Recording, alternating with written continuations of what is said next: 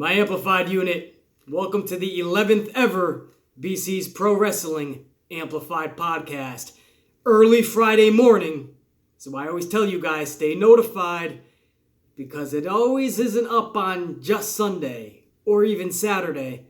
Sometimes I hit you even earlier, like this week. Last week there wasn't even a podcast. I was up in New England. So I vowed to come back strong for you guys this week and give you over an hour. You've come to expect nothing less from the Amplified podcast, and I will give you no less.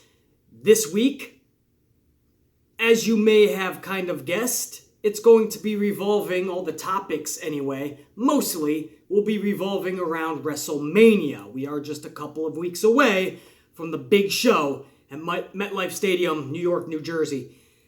So we are going to talk about the updated card. Last time I talked to you guys about this, it was right before I went up to New England.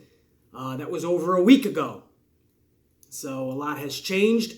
We're going to kind of run down the card real quickly, and I'm going to give my thoughts on where we stand today, 2 weeks away from WrestleMania with the entire card. We're also going to talk Big E, and he's kind of raising the stakes in this whole Kofi Kingston versus Vince McMahon storyline.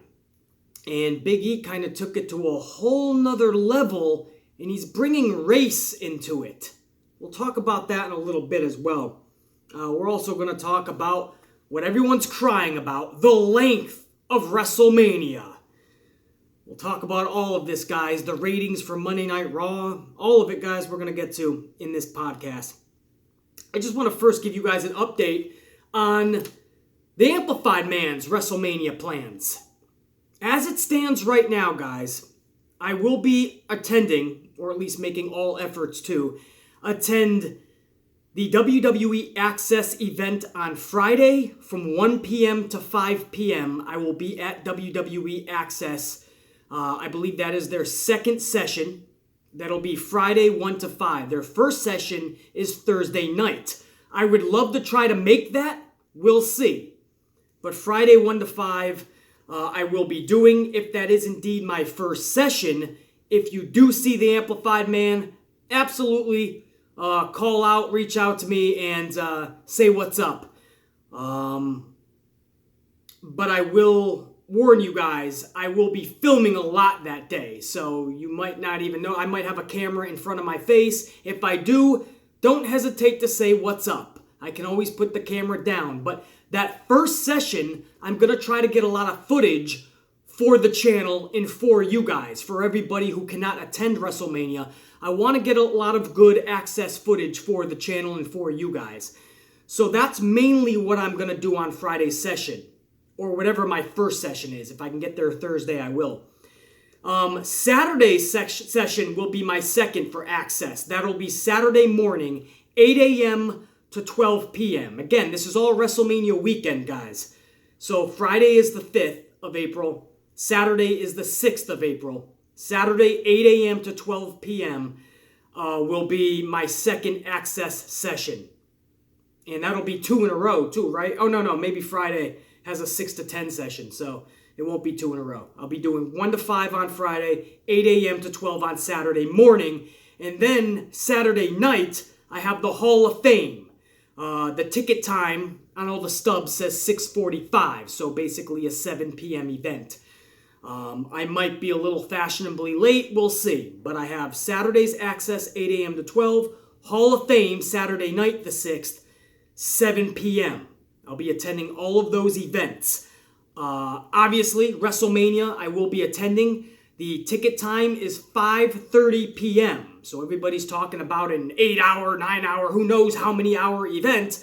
Well, on my ticket so far, and it is subject to change, but it says 5:30. So if this is a long event, it's going to go well past midnight.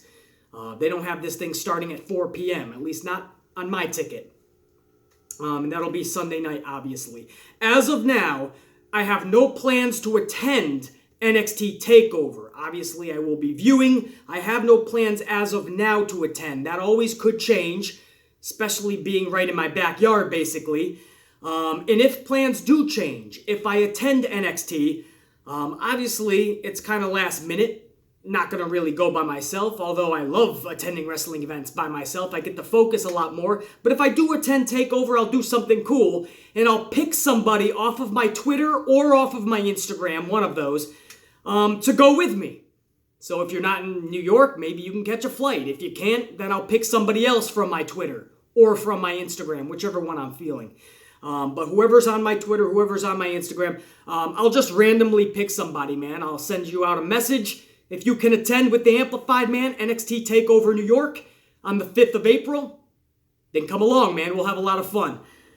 And if not, I'll just pick somebody else. But that's only if I attend. If I decide to attend NXT TakeOver, I'll do something cool like that. Ticket price on me, guys. I'll totally pay for the ticket. It's probably going to be a lot now. I'll probably have to go to StubHub for it and pay triple the price. But hey, what can you do? But that's the Amplified Man's WrestleMania plans, guys, as of now. So I am going to do a couple of access events.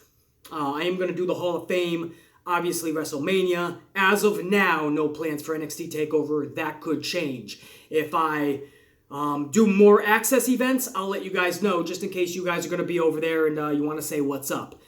So yeah, looking forward to it, man. Anybody who's going over to any of these events, Access, Hall of Fame, NXT TakeOver, WrestleMania, or any other wrestling promotion or gathering on WrestleMania week, next week. I hope you guys, is it next week? Yeah, something like that. Or the following week. I hope you guys have a blast, man. It's always fun. If you've never attended a WrestleMania week, you are in store for a great time, man. There's nothing like it. So, yeah, looking forward to it, man. Sometimes the week is more exciting and more better than the actual WrestleMania event itself. But hey, what can you do? That leads me into our next story, actually. The length of WrestleMania. This is a hot topic this week, because a lot of people are crying about this. WrestleMania's too long, and it's only going to be even longer. We're hearing over 15 matches for sure, in over 7 hours, most likely. Some people are hearing 8 hours, some people hearing it could go longer. Here's the thing. Just stop. Please, just stop. What plans do you have? Do you gotta go play video games with your buddies? Is that honestly preventing you from watching that long of a wrestling show? Do you got a hot date later on that night or the next night maybe? Is your Ma Dukes making your favorite tortellini dish? Possibly. What's going on that is so important you can't watch WrestleMania for as long as Vince wants to put it on for? It's one time a year. You know, back in the day, they used to have a music festival. It was called Woodstock. It was a 3-day-long musical event. That's right. I'll repeat myself. A 3-day-long musical event that they held right here in New York, actually. Not in the city, but in New York. Woodstock. 3-day-long musical event. Everybody would camp out, guys. It wasn't like a separate ticket. You come back, you come in as you please. You come and go as you please. No. You set up tents if you were lucky, and you camped out for the 3 days you were there. And music was playing just about 24/7. And I assure you, for those 3 days, showers were compromised. Food was compromised. Privacy? Compromised. Your comfort as a whole? Compromised. So, if you can't sit your ass down for 6 to 7 hours-ish, give or take, for a wrestling event, then I don't know what to tell you. Maybe you want to just sit home and Netflix and chill for a couple of hours. Maybe that would be better for you. New Japan Pro Wrestling wants to put on a multi-hour, 6, 7, whatever the fuck, however long they want for their Wrestle Kingdom show. Nobody bats an eyelash. Vince McMahon wants to put on 6, 7+ hour shows one time a year, and everybody starts crying. And I know, BC, Wrestle Kingdom puts on amazing shows. Vince's shows are 80% boredom. You might be right. In fact, you're most likely right. But it's one time a year. It's the one thing we all love, and to me, this is my music festival. This is a wrestling festival. Like Wrestle Kingdom, I don't care if it's 10 hours long, I'm going to watch. what I would recommend is you plan out your bathroom breaks, whether you're at MetLife Stadium or you're just sitting your ass on your couch. Plan out your bathroom breaks, plan out your food breaks, plan out your stretches. Go around the block if you think there's a shitty match or you're starting to get bored. Walk around the block, run down the street half naked, start mooning people, start throwing rocks up at your neighbors. Do whatever you gotta do. But if you honestly bitch and complain and cry because Vince McMahon is giving you too much wrestling in one night, please just stop. Don't ruin it for people like me that are willing to sit there for 3 days full of wrestling. I'll watch it. And if it's boredom, I'll call them out on it. If there's great matches in between, awesome. I'll take more of that, please. And if there's epicness, then I'm fucking obviously down for that too. You're gonna get a little bit of everything. He wants to put on 17 matches for 6.5, 7 hours? Give it to me. People crying. That's the day and age we live in today. Everybody is on to the next. Everyone gets bored so easily. Vince is giving me too much wrestling. You ain't gotta watch it, dog. If you're used to 8 to 11, 3 hours is enough for you, or even 4 hours, just watch 4 hours.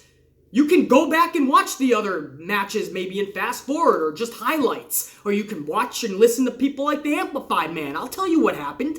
But you ain't gotta cry about it and ruin it for others. It's too long, man.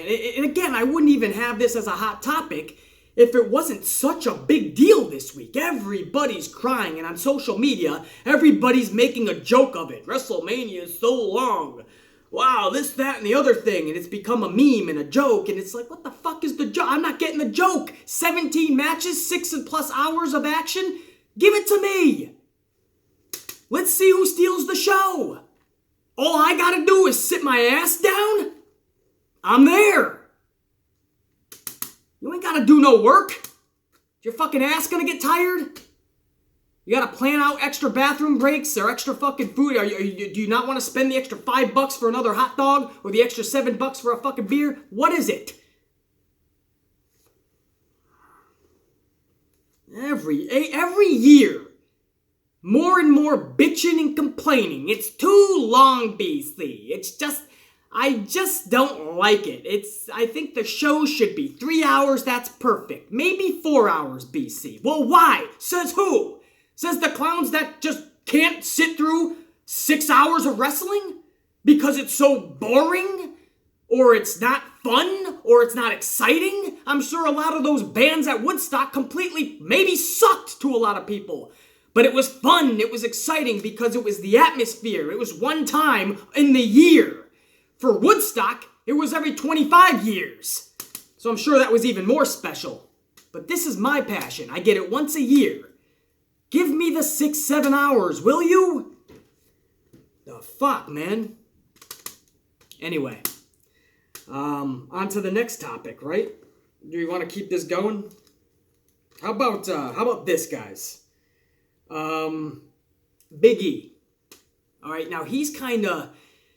The New Day has been kind of big into this whole storyline with Kofi and Vince. The New Day, I mean, the way they've been supporting Kofi, I mean, everybody should have best friends like that. That is support.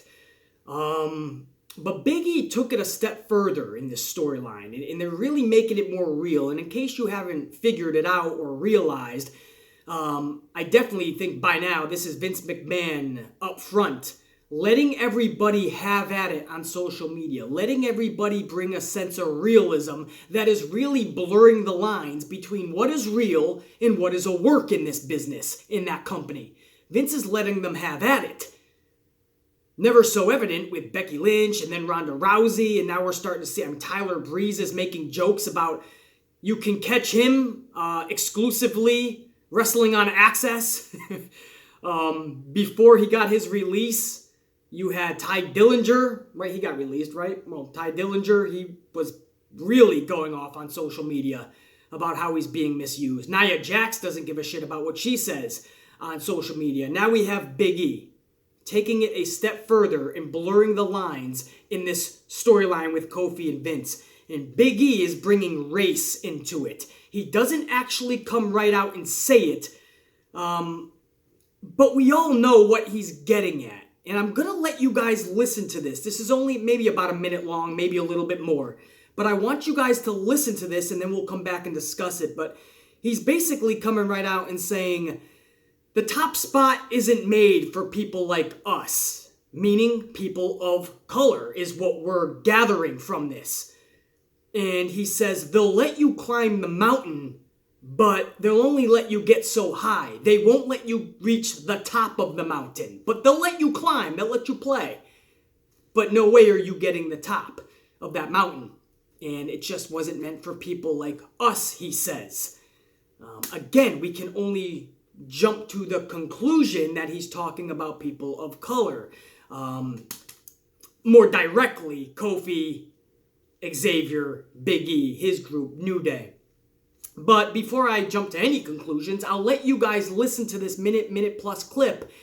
And then again, we'll come right back. We'll talk about it. We've had some time to contemplate what happened Tuesday night, and obviously Kofi's performance and the aftermath and our reaction to all of that, and a little bit of time to reflect too on, I guess, kind of our careers and why we do this. You think of this business to some degree being a meritocracy, that if you work hard, you show up early, you stay late, you do all the right things, you jump through all the right hoops, you're respectful, you don't break the law, that you get good at your craft, that you really hone that you find a place with fans, you separate yourself, you find a niche, you separate yourself from a character perspective, from an in-ring perspective, you do everything, you check all the boxes, you show up in shape, you do everything that's asked of you in this business, that if you do all those things, you have a good chance of making it to the top. But now we understand the game. We see what the game is, that people like us will only get so far, that you can climb the mountain. They'll let you climb the mountain, but as far as getting to the peak and staying at the peak, it's not a thing. That people like us, historically, and moving forward clearly, can only get so far. So, we've done a lot of cool things here. We've been able to do a lot of things that we never could have imagined we could do, but clearly we are never meant to be more than this. And for people like us, that's not enough. And it will never be enough. So, we got to sit back and think whether, continuing to be gone for 250 days plus a year is worth it, of missing the family time, of doing this to our bodies, leaving a piece of yourself in the ring that you can never get back. All the things that we give, if it's worth it when we can only get this far. So we got a lot of thinking to do. Obviously proud of Kofi, proud of us as a trio, proud of what we've done, but if this is all we ever will be, I don't know if it's worth it. Yeah. Pretty bold, right? Pretty bold by Big E, man. And of course, this opened up Pandora's box because everybody has a thought, an opinion, a comment on race and if it belongs in a pro wrestling storyline, especially with today's political climate that we have in today's world. I'll give you my personal take on it, guys. I absolutely believe that race can be implemented in a storyline as long as it's not done in a derogatory way, or a way that just makes people roll their eyes. Like, seriously, is that really what we're promoting? Or is that really where we're going with this? But if Vince McMahon is willing and is okay with being the bad guy, put himself in a role that, to be honest, a lot of people call him anyway. I'm not saying he is. But a lot of people look at Vince and go, maybe there is a little bit of, race issues within this man. There is a lot of people. Trust me, when you have this channel for a couple years, like I have, you read a lot of things, man. A lot of people are not happy with the way Vince McMahon treats or promotes or pushes people of color. So if Vince is okay with going with that, and the ultimate payoff is going to be Kofi Kingston winning that championship at Mania, then I'm absolutely down with bringing some of the race part into it. Because if you look at people of color, the black community will stick with up front, if you don't mind. They really have not had a bunch of champions outright, but heavyweight champions, guys. You think Booker T, off the top of your head, you would think maybe The Rock, but you really think more, wow, Samoan with The Rock, right? And that Samoan heritage. You don't really have a plethora or a listing to choose from. So there is a storyline within the storyline, whether you like it or not, and it's all too real. So if you're willing to put that into this story and play into the fact that Vince doesn't want Kofi in that spot, because from day one when he started throwing those hurdles on channels like this or any other pro wrestling channel or any professional wrestling platform that lets people comment and have a voice, you read and you heard people calling Vince McMahon out on why people of color, black community especially, again, will stick with, why they are not winning championships or placed in main events more often.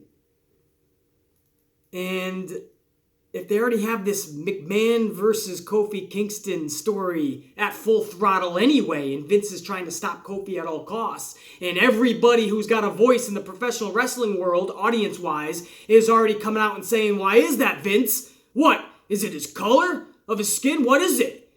If Vince is already being called this anyway, why not push the envelope with race a little bit? And say, well, why are you stopping Kofi? He's obviously busted his ass. He's obviously earned the opportunity. He's obviously taken out everybody you put in front of him, and then you keep putting more people. So what is left for us to think why you're not letting him in, Vince? I am okay with it. Again, all of what I just spoke, guys, is just one way of thinking. That's why the Amplified Man is okay with it. I can also see the flip side. People not being okay with it. People thinking that today's society, today's world that we live in, the political climate, has made it to a point where can we just not talk about race in something we love just for a minute? We can't even watch the NFL with our Colin Kaepernick raising a stir, taking knees, and now we got to make this a political thing when I'm just trying to watch a football game. I understand that side of it, guys. But in pro wrestling, WWE especially, Vince McMahon has always brought in all too real and a lot of times sensitive subject matter in his storylines and storylines that made people uncomfortable. He has always done that. I remember in the Gulf War, that's right, the United States was at war, and Hulk Hogan was their big hero going into WrestleMania 7. And the villain that he was taking on was Sergeant Slaughter. At one point, he was an American hero and icon himself, but he turned his back on America. He actually burned the American flag on Superstars of Wrestling, national TV, at a time when we were at war. And you talk about sensitive. It got to the point, guys, where they had to pull. They were going to be in a stadium for WrestleMania 7. Vince McMahon had to pull out of the stadium for security reasons. And they had to go into an arena. And Hulk Hogan ended up defeating Sergeant Slaughter. But he was willing to risk that uncomfortable, sensitive subject matter in his storyline for the ultimate payoff, the ultimate All-American, with the defining moment at WrestleMania and Hulk Hogan waving the American flag as WrestleMania 7 went off the air. He had the championship and he had the good old red, white, and blue waving up high. That's what Vince McMahon saw as the ultimate payoff. So if you want to bring race into this, which Vince McMahon is obviously allowing Big E to do, the ultimate payoff is going to be no matter what you did, no matter what you tried to do, Kofi Kingston reigns supreme. And shit, as if you couldn't tell, I'm not even black. And that's going to be a really cool moment for the black community when Kofi Kingston hoists that championship up. For any wrestling fan, that's going to be a cool moment. Don't get me wrong. But especially, I can just think for the African American community, the black community up front, or people of color in general, but that's going to be a badass fucking moment when Kofi Kingston because if you look at his trajectory and the path he took to get there, man, that was a long, hard road. And whether you like to talk about it or not, for generations to come, Kofi Kingston will be on a very short list, guys. Very short. Just the way it is. But that's just one person's view on it. I'm okay. How are you guys, man? You have a voice on this channel. I want to read your comments, man. I want to hear what you got to say. Are you okay with Big E bringing race into this? Or are you one of those people rolling your eyes and going, no, please, no more race shit. No more talk about race. Just leave it out of this. It's got no place in this. Are you one of those people? Drop it down below and let me know. I'm always trying to gauge my amplified unit, just like I am the pro wrestling community at large. I'm always trying to gauge you guys, man, and see where you guys are at. So I'm interested to see if you guys are okay with this or not. Does this make you uncomfortable or not? Are you okay with this subject matter being brought in or not? Let me know, man. That's what the podcast is for, man. It's always about interaction and really engaging, I should say, with each other and one another. But a very bold move by WWE for letting it go to this level. And Big E, I thought, did it brilliantly. It was really heartfelt. And you really believe the storyline. Like, they've had enough. What more can we possibly do? How can this not be about the color of skin at this point? You know, like, or if it's not, you tell me what it is. Why am I just a B+ player to you? Why can I not reach the pinnacle? Why can I not reach the top of the mountain? Why are you allowing me to climb but not reach the top? Or is this all we're going to be good enough for? Mediocre mid-level status. I love it, guys. I really do, man. I'm okay with it, you know? And trust me, I'm one of those people that is sick and tired of talking about race. National Football League, man, whether you think it's a good cause or not, I totally hear you on both sides. But sometimes you just want to watch the football game, right? Or for a second, you just let a Super Bowl act perform. Everything doesn't have to be political. I get it. But in pro wrestling, we've always had shit like this. It's almost like revisiting the Nation of Domination, you know? And that was really touchy. That was an uncomfortable subject matter for a lot of people. But you know what? Vince went with it, and it actually was a success in a weird way. I think this fits in with this storyline, and again, I think it's going to make the ultimate payoff that much better. Could be wrong. Maybe I'm right. We'll all wait and see, man. That's why we watch the shows. But no matter what we think, that's what they're doing, guys. They're bringing race into it. They're going with that. Big E has already started it, and maybe we'll see more of it in the coming weeks. So regardless of what I think or what you guys think, WWE has already made their decision. Vince is going full throttle, and he used Big E as the vehicle to do such already. I don't want to waste any more time. I kind of want to touch up on the WrestleMania card a little bit more. Again, the last time I talked about this, guys, was last week, right before I went up to New England. A lot has kind of changed. I was talking about how it's actually starting to be somewhat exciting, the WrestleMania card. It's starting to feel like WrestleMania season a little bit. But oh, what a difference a week can make. Because as I said, Seth Rollins and Brock Lesnar is starting to interest me a little, even though Brock doesn't show up to work.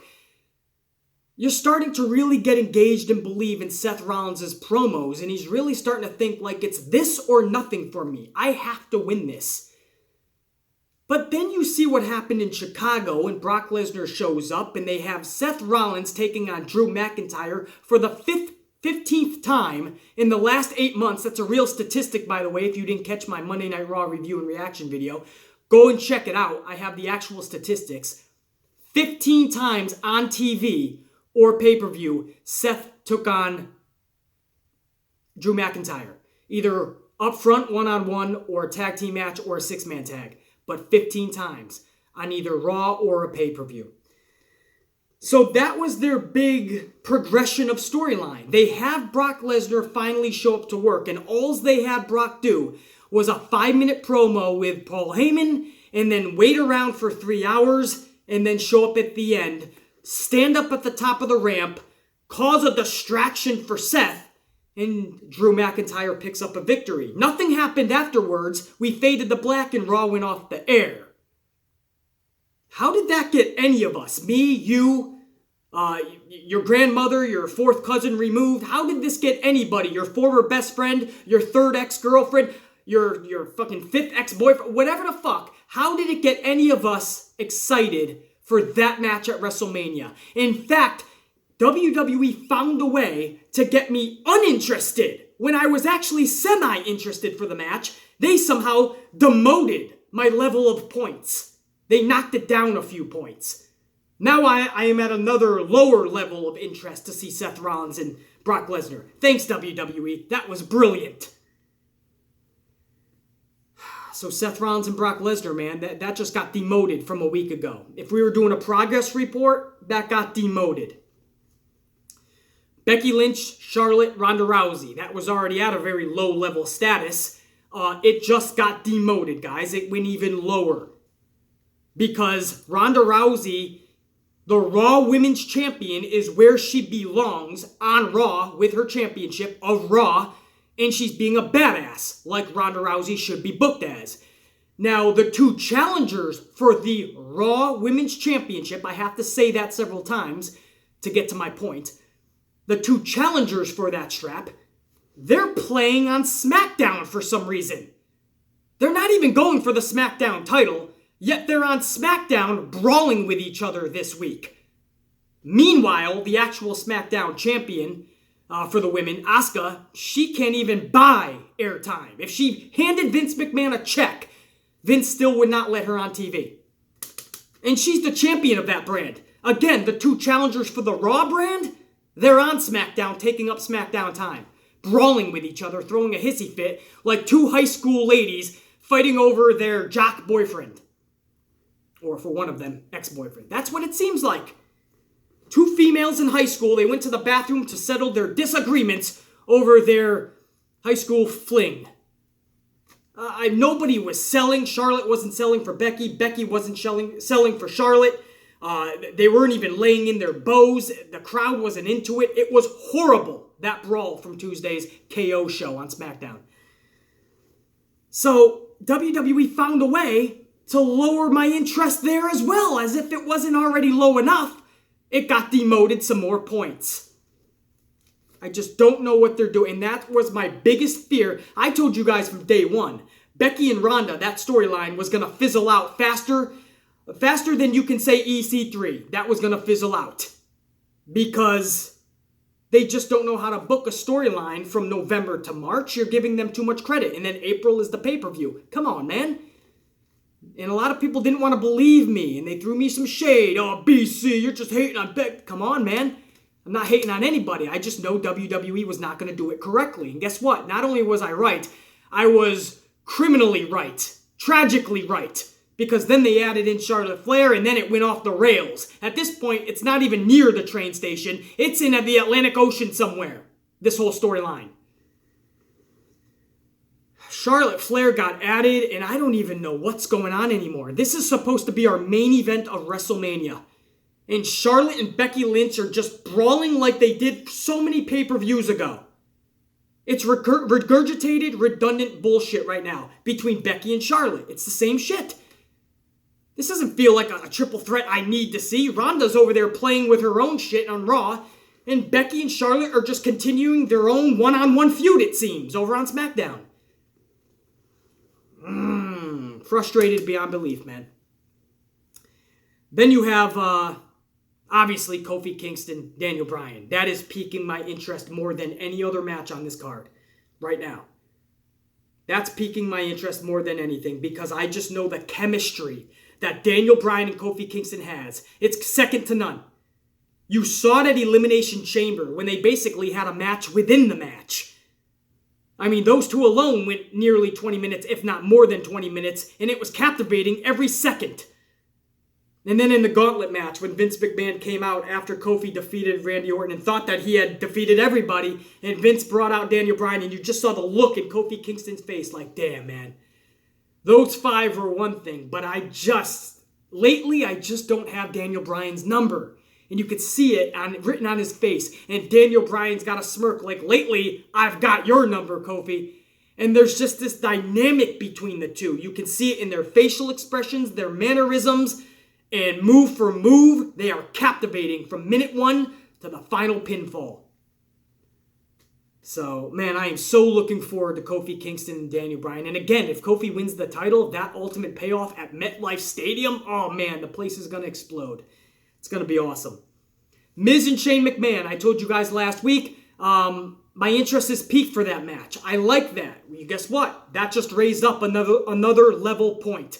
Because The Miz dropped an awesome, intense promo to Shane McMahon on SmackDown this past week. It was a level of intensity I've never before seen from The Miz, and I don't even know if The Miz knew he had it in him.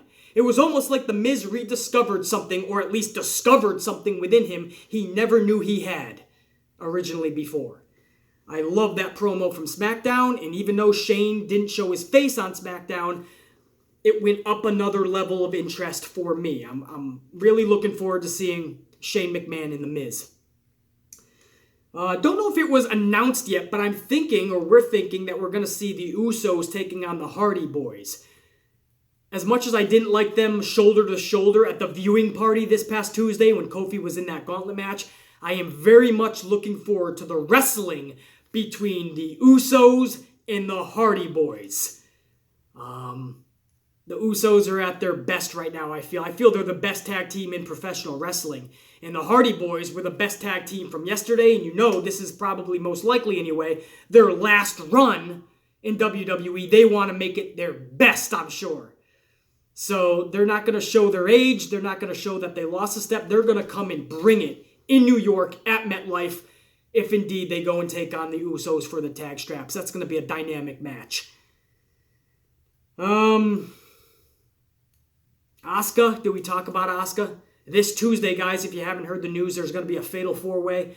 Naomi, Carmella, Mandy Rose, Sonya Deville. The winner will go on to take on Asuka for the SmackDown Women's Championship at MetLife Stadium for WrestleMania 35. This is way too last minute. It's clear, this is screaming, they've never had anything for Asuka. Never.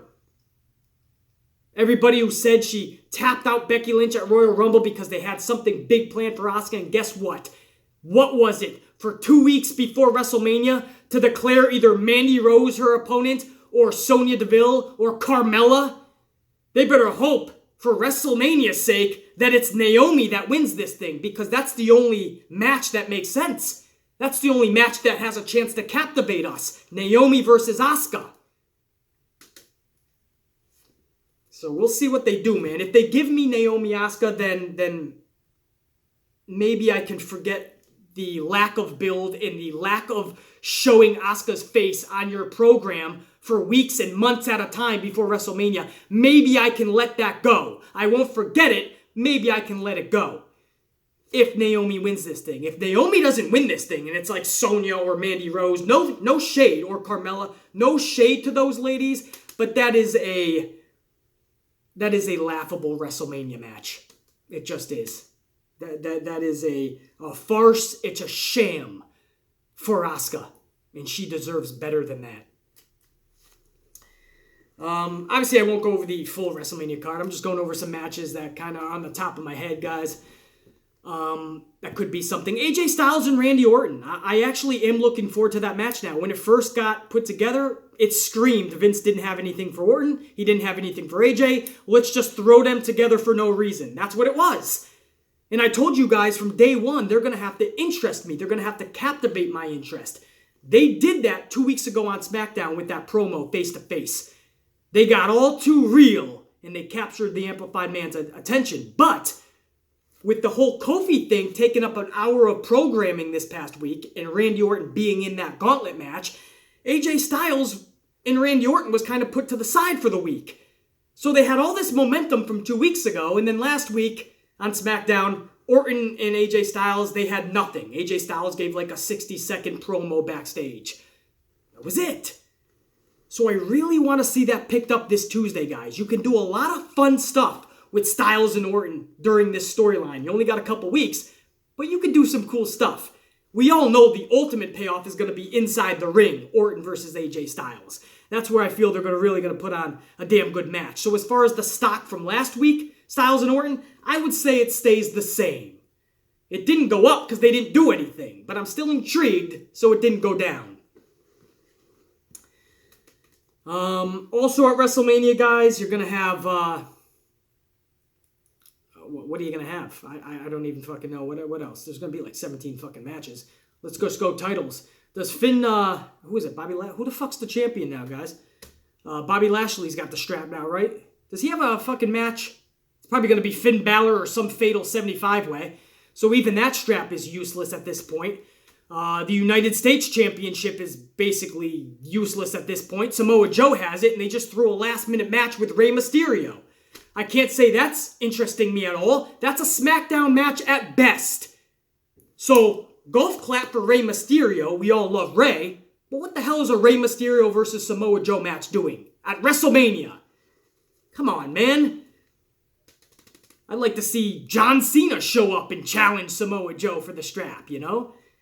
That would be a cool WrestleMania moment. Samoa Joe issues an open challenge for the United States Championship like John Cena used to do, and all of a sudden John Cena accepts it. That's a WrestleMania moment.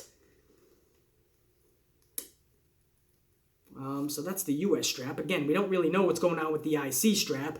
The Raw Women's Championship. That looks like it's going to be a fatal four-way schmaz. 8 women are going to be going, I can speak, for 2 tag straps. 8 women, 2 belts. That makes sense. Why not? You have a schmaz match with everything else in this wrestling product and wrestling company. Why not have your first ever big women's title defense defended with 3 other teams?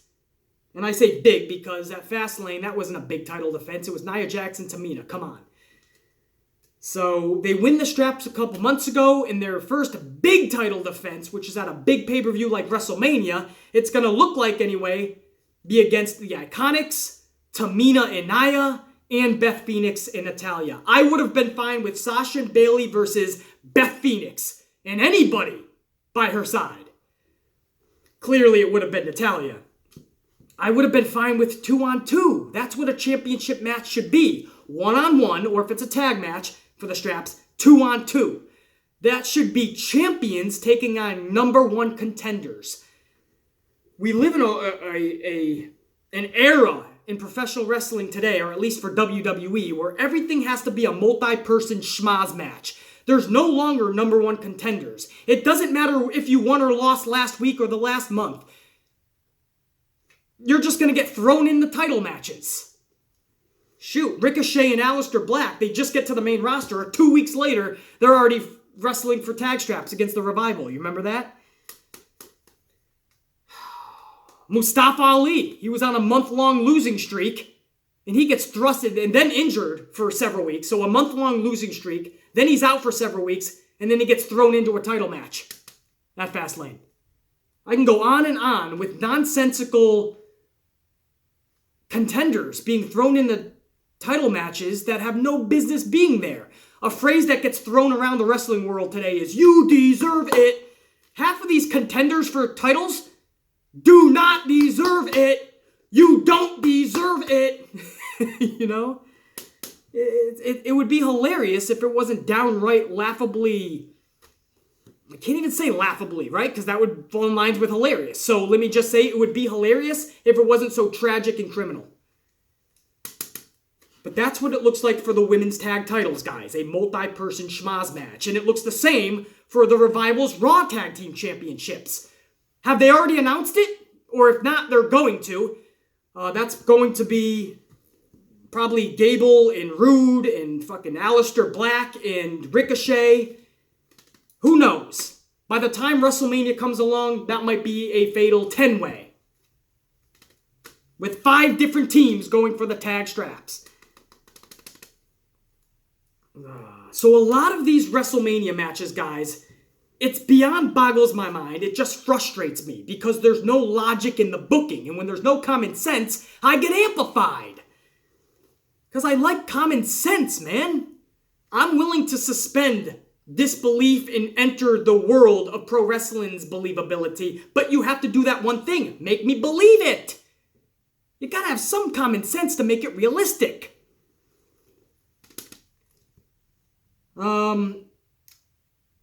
Elias is going to be the headlining musical act. I'm okay with that. Again, I said it on this week's videos. What are you going to have? P. Diddy? Are you going to have Pitbull? Are you going to have Machine Gun Kelly? Who are you going to have, guys? You might as well have a wrestler who can actually develop a storyline. Maybe The Undertaker shows up during his performance. Maybe The Rock. The Rock used to have rock concerts. It's WrestleMania, New York City, New Jersey, MetLife. Maybe The Rock interrupts Elias for an awesome WrestleMania moment and segment. It's better than just having Puff Daddy sing a song or two. Alexa will be the host. As long as we see much more of her than Colin Jost and Michael Che from Saturday Night Live, I'm okay with that. As long as we don't see Braun Strowman tagging up with Nicholas to regain the tag championships, as long as we don't see that bullshit, I'm okay with Alexa Bliss as our host. It's something a lot better to look at for yours truly than Michael Che and Colin Jost, I assure you. Fucking A. And there's a bunch more matches. I'm going to end it there because I can just go on and on at this point because, again, it will most likely be a 7-hour show. But I'm on board, guys. It's going to be a mixed bag. I'm telling you right now. Different matches are going to have different paces. It's different strokes for different folks. You know, you're going to love some of these matches. You're going to hate some of these matches. You're going to think some of these matches are exciting. Some of these matches are going to be boring. Some of these matches are going to be bathroom breaks. Some of these matches will have you on the edge of your seat. Some of these matches are going to be sleeper matches. Matches that you didn't think were going to captivate you, and they're going to. Some matches you're going to think were going to captivate you, and they're not going to. It's WrestleMania, baby. It's going to have a little bit of everything. And again, there's still a week or two beforehand. So I'm going to evaluate this card in next week's podcast one last time and see where we're at. Maybe my interest is peaked at an all-time high in a week's time. Knowing WWE, I'm not going to hold my breath, but maybe. Maybe it's a week of horrible, just tragic television and my WrestleMania stock has hit rock bottom. You never know, but we'll revisit this in about a week. But I'll shut up about it for now, guys, because we can go every which direction, you know. We all have our thought process on how WrestleMania is going to pan out. We got to let it pan out, you know. We got to see where WWE is going with all this. One match that I didn't even discuss was Batista and Triple H. That's a match I am definitely looking forward to. This is most likely Batista's last run in WWE. He's going against one of his biggest companions in the industry, and you can also say arch rivals in Triple H. And I like where this is going, and we still got a couple of Monday Night Raws. This could get even more dastardly between the two and personal. So I'm loving Batista Triple H. So that's another marquee match that has really piqued my interest. So we'll see. I'll shut up about WrestleMania now. If you don't mind, I would like to go back to Monday Night Raw for a moment and talk about the ratings. And let me just make sure I'm giving you accuracy here. Okay, so the first hour of Raw scored a 2.8. The second hour, 2.7. Slight drop off. 2.8 to 2.7. Third hour, 2.5. Your main event, Seth Rollins and Drew McIntyre. You can blame Brock Lesnar all you want, because that's what everyone likes to do. Oh, Brock's a big draw, but he ain't drawing, is he? But Brock Lesnar was the opening segment, the first hour, as it usually does. But I'm just saying, I mean, if you're going to blame Brock, you got to have facts to back it up. Brock was the first segment. He was in the hour that killed it, 2.8. The last hour with Seth and Drew, that main event that's supposed to captivate everybody, that scored a 2.5. That's a pretty big drop-off from hour 1 to hour 3, guys. That is actually a 250-plus thousand person drop-off. It's pretty massive. You lost that many people. Now, yes, over time we see, statistically, the trajectory anyway, if you study this stuff like the Amplified Man does. I love numbers, especially when it comes to pro wrestling. Hour 1 to hour 3, you usually see drop-offs. I don't hide behind that, and I don't use anything as an excuse. In my world, if you present, and I mean this, guys, wholeheartedly, you know this if you watch this channel religiously from day one, you know what I preach. If you deliver captivating television, captivating storylines, captivating feuds, and captivating characters, I assure you, the audience will be there. I assure you guys. It's the old adage, if you build it, they will come. WWE does not do that. It doesn't care about building superstars and characters that are larger than life. It doesn't worry about building awesome stories and feuds, and it shows. That is why you see a drop-off. We've gotten so used to it, guys. We've gotten so cumbersome to the fact that hour 1 and hour 3 is always going to be a drop-off. And that's just the way it is. So don't worry about it. We've gotten so used to it that we brush it aside. Why? When did we get so stale? When did we get so redundant and repetitive with letting this shit slide? When did we become so mediocre and so accepting of mediocrity? When did this happen? Because I never got the memo. I never went that way. I'm always striving for the very best. The first hour to the third hour should go up. You should captivate so many people in that first hour for what's to come, your main event and other segments. They need to call their friends. They need to call and tell anybody around them or who they can get a hold of. Dude, you gotta watch this. This shit's going down tonight. That's not happening. Instead, people are tuning in that first hour, listening to what's to come, and they're tuning the fuck out. You can blame people like Brock all you want, but it's main events like Seth Rollins and Drew McIntyre. The 15th time, 15 times in 8 months, we've seen Drew and Seth in the ring together getting it on. How exciting can that be to people? If you've seen it so many times before, even if you love those two and you love their matches together, it's like your favorite movie, man. You can only watch it so much that the 15th time in 8 months, after about 10 minutes, you're probably going to get up and do something else. You might change the channel. You love the movie, but you've seen it so many times. You'll see it again in the future, most likely. You're going to change the channel for now. You want to get something a little bit more exciting. So 250 plus thousand person drop off. Telling you, WrestleMania season, mind you guys.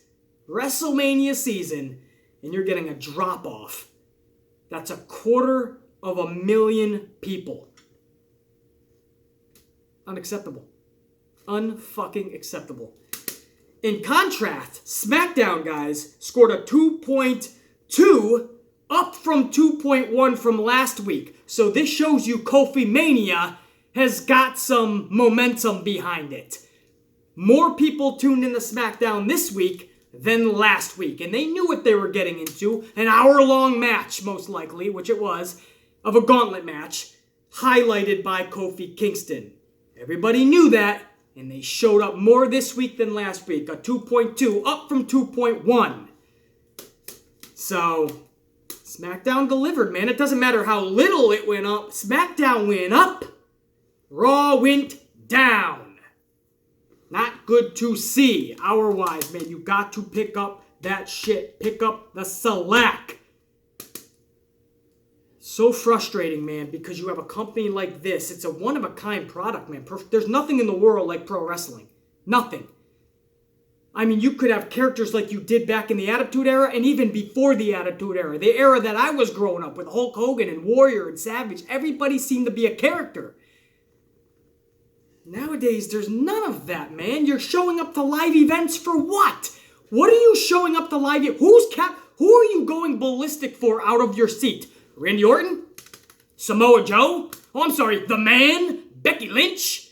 Got you jumping out of your seat? You're so excited? Telling all your friends The Man, Becky Lynch, just hobbled down to the ring? Jesse, she got rid of her crutches, man. The Man, Becky Lynch. I'm going to pay $40 to see them live. Samoa and Becky, and maybe Rey Mysterio. Maybe I'm going to see Bob Lashley and Lio Rush. Wait, maybe we'll get Pop Collar, Smiley Finn Balor. Right? Mustafa Ali's coming to town. Mom, Dad, can we get tickets? Who the fuck? Who the fuck? Who the fuck is honestly captivating you? It's rhetorical. The answer's simple. Nobody, and I mean nobody, is captivating any of us. Ah, man. Nobody can be larger than the company.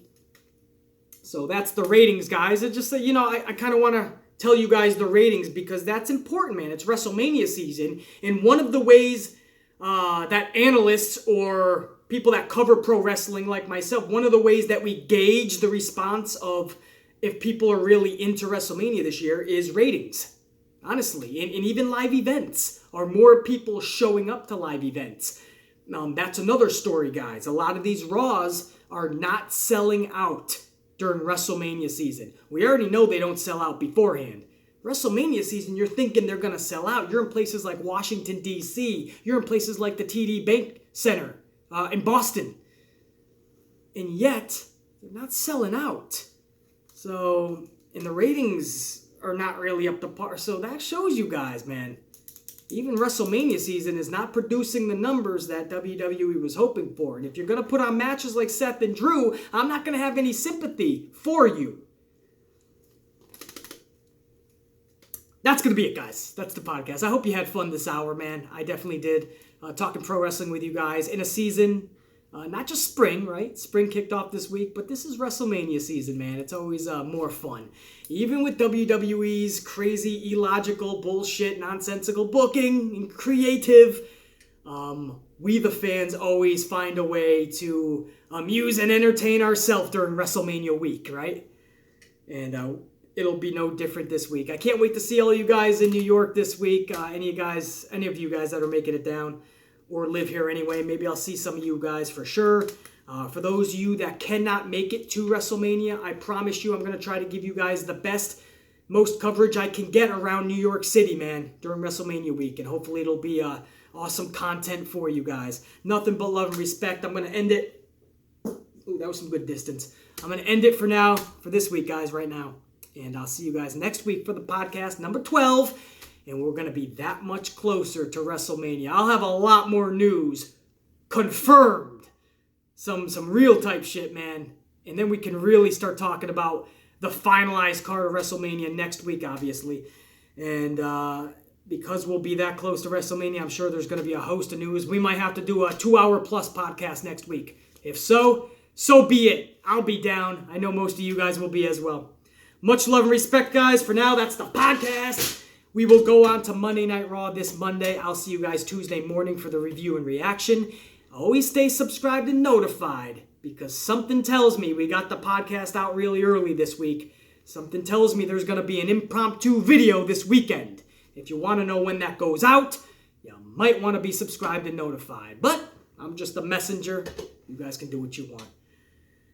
Holla at your boy. Peace because he's out. The Amplified Man saying, check you.